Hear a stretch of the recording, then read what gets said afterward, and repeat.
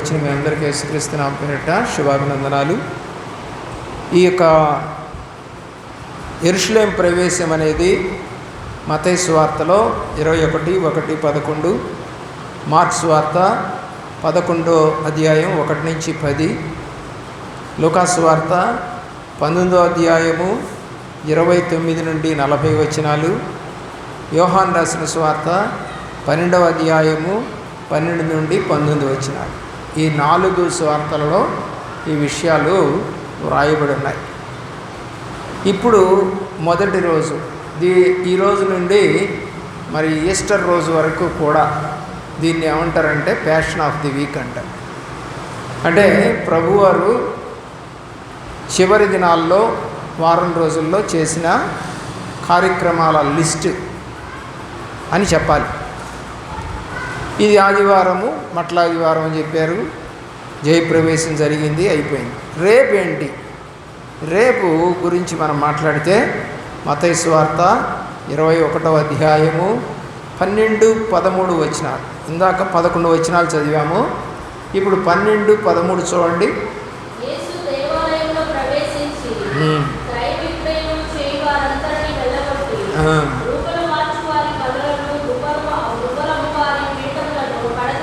చాలు. ఇప్పుడు ఆలయాన్ని శుద్ధీకరిస్తున్నాడు. సోమవారం రేపు జరిగే కార్యక్రమం.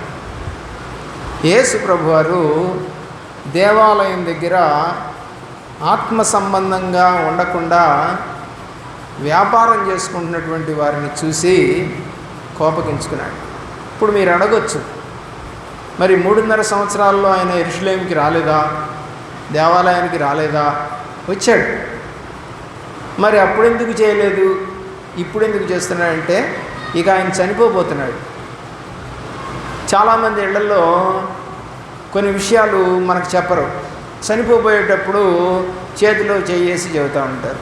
అమ్మా అక్కడ అలాగా, ఇక్కడ ఇలాగా, వాడికి డబ్బులు ఇచ్చా, నగలు ఇక్కడ పెట్టా, మరి బతికినంతకాలం చెప్పలేదే అని అనకూడదు. మనం వాళ్ళకి తెలిసిపోతూ ఉంది ఏమని, అవసాన దశ వచ్చేసింది, నేను వాటి గురించి చేయలేను అని అనుకున్నప్పుడు మనకు నమ్మకంగా ఉన్నటువంటి వ్యక్తులకే దాన్ని అప్పగిస్తారు. మాకు తెలియదు. మా నాన్నగారు ఆసుపత్రిలో చేరినప్పుడు ఆయన యొక్క స్నేహితుడు ఒక ఆయన ఉన్నాడు, శేషాచారి గారు. ఆసుపత్రిలో ఎప్పుడూ రోజంతా అక్కడ ఉండం కదా, నాన్నగారి దగ్గర కాసేపు అటువైపు ఇటువైపు వస్తూ ఉంటాం కదా. ఆ టైంలో ఈ శేషాచారి గారు వచ్చినప్పుడు మా ఆస్తిపాస్తుల గురించి, ఎవరెవరికి ఎలాగే వాళ్ళని మరి ఏమంటారంటే ఆయన్ని రిజిస్ట్రార్ని కూడా ఆసుపత్రికి పిలిపించి వస్తారండి, డబ్బులు కడితే వస్తారు. పిలిపించుకొని ఆయన రాసేసాడు. మాకు తెలియదు, అది మాకు అసలు తెలియదు కూడా, ఎక్కడెక్కడ ఏమున్నాయో కూడా పిల్లలకి ఎవరికి చెప్పలేదు, భార్యకి కూడా తెలియదు. సరే చనిపోయారు నాన్నగారు. చనిపోయిన తర్వాత దినం ఉంటుంది కదా, అప్పుడు హిందువులమ్మ ఆ దినం చేసి అయిపోయింది. 11వ రోజు ఏదో ఉంటుంది కదా పెద్ద దినం. అది అయిపోయిన తర్వాత అందరూ ఇంక వెళ్ళిపోతారు, చుట్టాలు కూడా. అప్పుడు ఆయన వచ్చాడు. అరే నేను వస్తున్నాను, అందరిని ఉండమనంటే సరే అని చెప్పాం. సరే ఉన్నారు. ఆయన మధ్యాహ్నం పూట వచ్చారు, 11-12 లోపల వచ్చారు. వచ్చి మీకు ఒక విషయం చెప్పాలి రా అని కాగితాలు తీసుకొని వచ్చాడు. అసలు మాకేం అర్థం కావట్లా. సరే ఏంటి మాస్టర్ ఆయన మా నాన్నగారు మాస్టర్లు, ఇద్దరు ఒకే స్కూల్లో చేశారు. సరే ఏంటి అంటే అది మొత్తం చదివి వినిపిస్తూ ఉన్నాడు. పెద్ద కొడుకు ఏమిచ్చాడు, చిన్న కొడుకు ఏమిచ్చాడు, పెళ్ళైన అమ్మాయికి ఏమిచ్చాడు, పెళ్ళి కావాల్సిన అమ్మాయికి ఏమిచ్చాడు, ఇల్లు ఎవరికి ఇచ్చాడు, అలాగే బ్యాంక్ బ్యాలెన్స్ ఎవరికి పేరు రాశాడు, ఇవన్నీ అందులో రాశారు. ఇక చూడండి ఎలాగుంటుంది ఇప్పుడు పరిస్థితి. అంటే లోపల ఎంత దాచుకుంటారో. ప్రభువారు 3.5 సంవత్సరాలు పరిచర్య చేసి చూసి ఈ సోమవారం రోజున ఏం చేస్తున్నాడండి, దేవాలయ శుద్ధీకరణ కార్యక్రమం చేశాడు. వరుసగా వెళ్ళిపోదామండి, కొద్ది నిమిషాల్లో నేను ముగిస్తాను. 3వ రోజు అంటే మంగళవారం ఏం చేశారు? లూకాసు వార్త 19వ అధ్యాయం 45, 46 వచనాలు. లూకాసు వార్త 19వ అధ్యాయం 45, 46.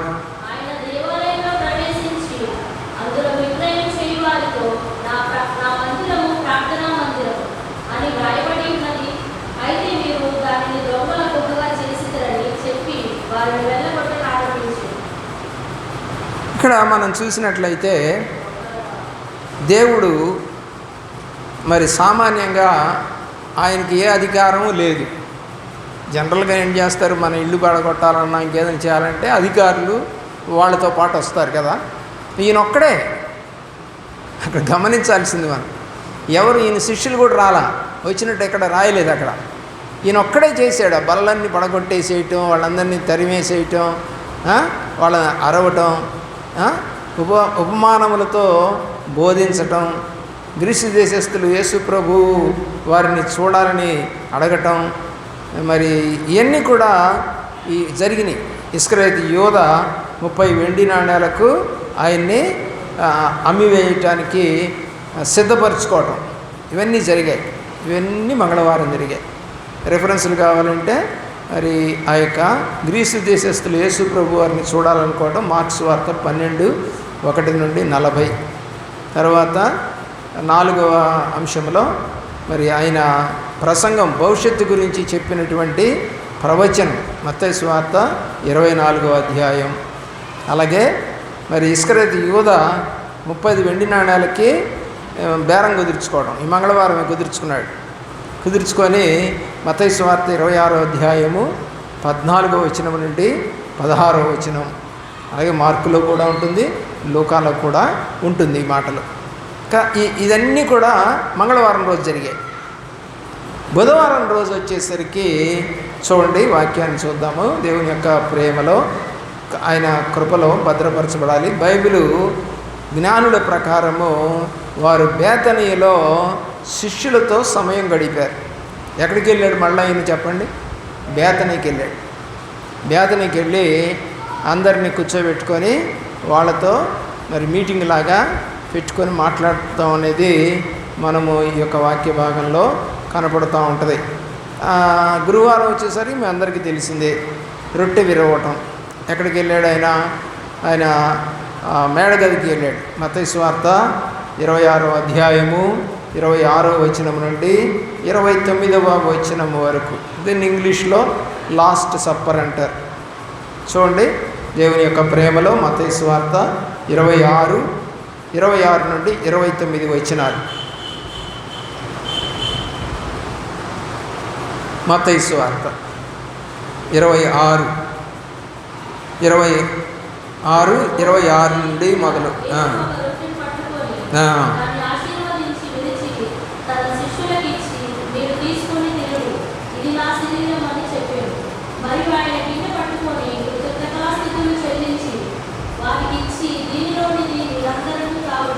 ఇక్కడ బల్లారాధన కార్యక్రమం జరుగుతుంది.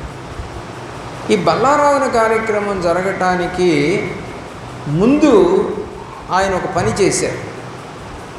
ఏం చేశాడు అని అంటే 13వ అధ్యాయం యోహాను రాసిన సువార్త 17వ వచనం. 13వ అధ్యాయము 17వ వచనం యోహాను రాసిన సువార్త.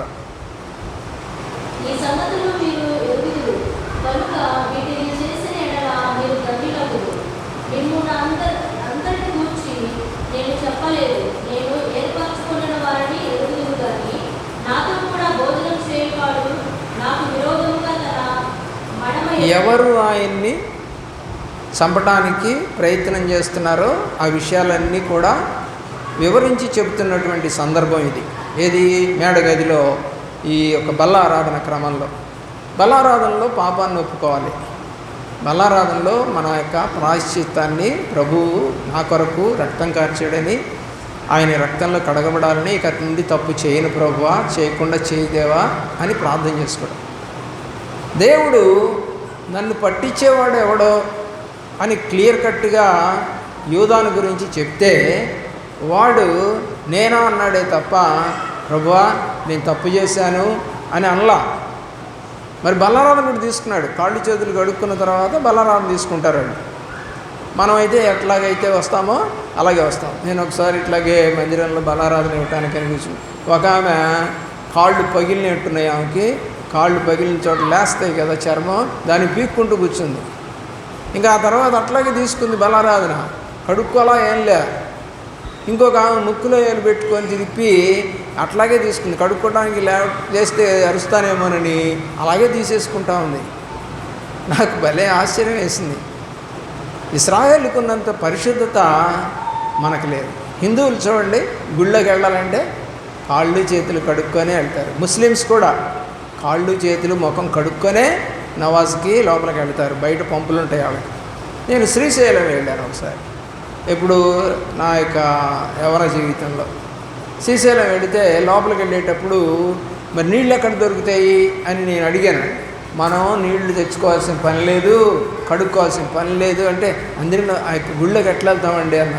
నువ్వు వెళ్ళేటప్పుడే దారిలో సన్నగా పంపుల ద్వారా గొట్టానికి రంధ్రాలు పెట్టారు, అవి వస్తూ ఉంటాయి. దాదాపుగా ఆ ఖాళీ స్థలంలో మనం కాళ్ళు పెట్టడం అంతే, వెళ్ళిపోవటం. భలే విందిరా ఇది అనుకున్నాను. ఏంటంటే మనం ముట్టుకునే పనిలే, నీళ్ళు సన్నగా వస్తూనే ఉంటాయి, జనాలు ఎప్పుడూ వస్తూనే ఉంటారు అక్కడికి. కాబట్టి అలాగా చూశాను. అయితే ఈ క్రైస్తవ సమాజంలో మాత్రం ఈ కాళ్ళు చేతులు కడుక్కునే పద్ధతి లేదండి. ఎందుకు లేదో నాకైతే అర్థం కాదు. మరి అయోగ్యంగానే తీసుకుంటున్నారా అనిపిస్తుంది ఒక్కోసారి నాకు. కానీ ఇశ్రాయేలు అలా చేయరు. ఏం చేస్తున్నాడు ప్రభువారు ఇప్పుడు? పాత్రలో చేయి ముంచి చేతులు కడుక్కుంటున్నాడు. అదే సందర్భంలో ఆయనతో పాటు కూడా ఇస్కరియోతు యూదా కూడా చేయి ముంచాడు. అప్పుడు చెప్తున్నాడు, ఇది నన్ను పట్టించువాడు ఎవడో అని చెప్పాడు. యేసు ప్రభువారు వారిని ఇస్కరియోతు యూదా గురించి మాట్లాడారు. ఇది గురువారం జరిగింది. ఆ రాత్రి కాలం వాళ్ళు ఏం చేశారు అని అంటే 6 నుంచి 9 గంటల వరకు జరిగిందండి ఈ బల్లారాధన క్రమము.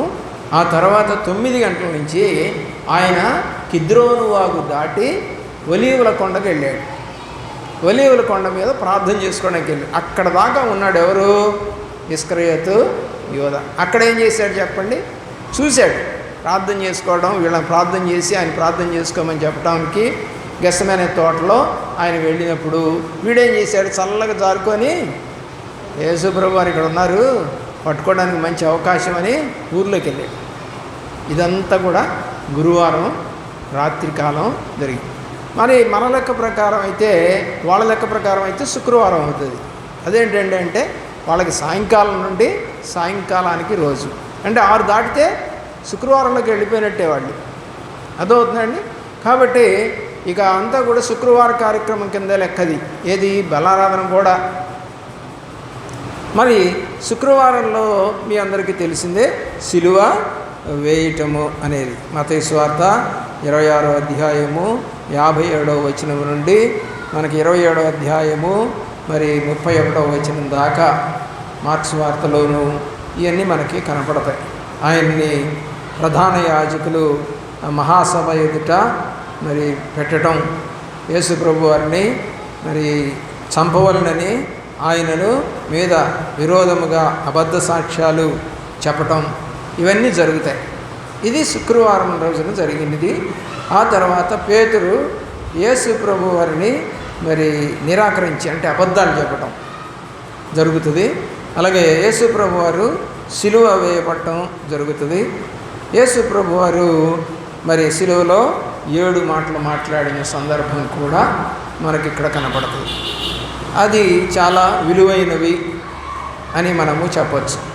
ఎందుకంటే అందులో క్షమాపణ, విజ్ఞాపన, మరి తండ్రిని వేడుకోవటం, అలాగే తల్లి గారి బాధ్యతని అప్పగించటం, మరి చనిపోతూ కూడా సిలువలో ఒక దొంగని మరి రక్షించటం, చివరికి తన ఆత్మని దేవుడికి అప్పగించడం, ఇవన్నీ మనకు కనపడతాయి.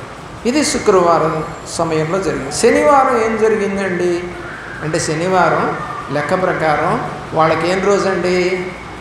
ఇశ్రాయేలుకి ఏం రోజు? శనివారం. యాక్చువల్గా వాళ్ళకి మనం ఇప్పుడు ఆదివారం ఆరాధన చేస్తున్నాం, వాళ్ళకి శనివారం. శనివారం రోజున వాళ్ళు ఆరాధన చేసే సమయం కాబట్టి శుక్రవారమే ఆయన్ని చంపేసి ఆయన తీసుకెళ్ళి పాతిపెట్టడం కూడా జరిగిపోయింది. శుక్రవారం జరిగిపోయింది ఇదంతా. శనివారం అంతా కూడా వాళ్ళు మరి ప్రభువారు లేస్తారన్న సంగతి కూడా తెలుసు వాళ్ళకి. మరి అప్పుడు వాళ్ళంతా సుగంధ ద్రవ్యాలు అవన్నీ రెడీ చేసుకున్నారు ఆయన దగ్గరికి వెళ్ళటానికి, సమాధి దగ్గరికి వెళ్ళటానికి. అరిమత్తయి యోసేపు అని ధనవంతుడి యొక్క సమాధిలో ఆయన పెట్టబడతాడు. ఇదంతా లూకా సువార్త 22:54 వచనం నుండి 23వ అధ్యాయము 25వ వచనం దాకా మీకు కనపడతాయి. చాలా యోహాను సువార్తలో కనపడుతుంది, లూకాలో కనపడుతుంది. మీకు ఈ 2 విషయాలు కనపడతాయి. యేసు ప్రభు వారు సమాధిలో మరి దాన్ని గార్డెన్ టూంబ్ అంటారండి, దాంట్లో పెట్టారు. ఇక చివరిది ఆదివారం మనందరికీ తెలిసిందే పునరుద్ధాన దినం. పొద్దున్నే వీళ్ళు వెళ్ళారు. మత్తయి సువార్త చదవండి, అది 28వ అధ్యాయం 1వ వచనం నుండి చదవండి. 28 1వ వచనం నుండి 10వ వచనం దాకా ఈ పునరుద్ధాన కార్యక్రమం కనపడుతుంది. దీంతో passion of the week complete అవుతుంది. విశ్రాంతి దినం అంటే శనివారం. ఓకే.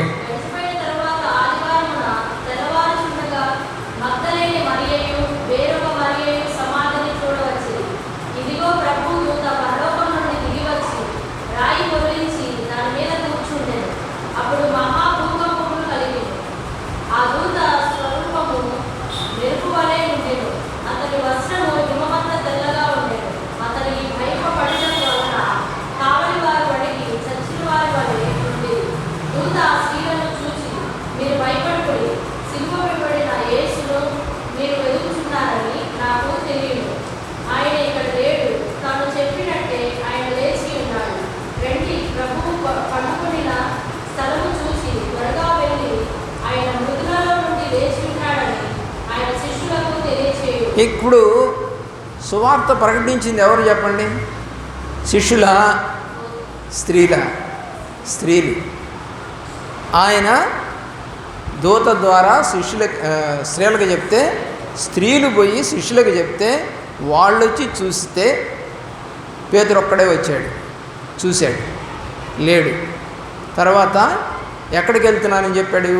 గలిలీకి వెళ్తున్నా నేను, అక్కడికి వాళ్ళని కలుసుకుంటాను అని చెప్తాడు. అక్కడ గలిలయలో మళ్ళా వీళ్ళందరినీ కలుసుకోవటం, తర్వాత ఈయన తిరిగి లేచిన తర్వాత 40 రోజులు కనపడుతూ మరి ఆ యొక్క పునరుద్ధాన దినం తర్వాత ఈ యొక్క 40 రోజుల్లో తప్పిపోయిన, చెదిరిపోయిన, విశ్వాసంలో నుంచి వెనకడుగు వేసిన అందరినీ మళ్ళా కూడా సమకూర్చుకున్నాడు. అంటే వాళ్ళ దగ్గరికి వెళ్ళటం, నేనే రా అని చెప్పుకోవటం, మరి ఆహారం ఉందా అని అడగటం. యోహాను సువార్త 21వ అధ్యాయంలో మరి ఆ తర్వాత వాళ్ళకి ఆహారం ఇవ్వటం, అమ్మాయి మార్గంలో కనపడటం, అలాగే ఇప్పుడు మగ్దలేసే మరియా వీళ్ళకి కనపడటం, ఇక వరుసగా జరుగుతూ ఉంటాయి. ఇది 11 సందర్భాలు కనపడతాయి మీకు. దేవుడి చిత్తమైతే అవి పునరుద్ధాన దినమును మనము చెప్పుకుందాం. ప్రియులరా, ఈ రీతిగా ఈ వారం రోజుల కార్యక్రమంని ప్యాషన్ ఆఫ్ ది వీక్ అని అంటూ ఉంటారు.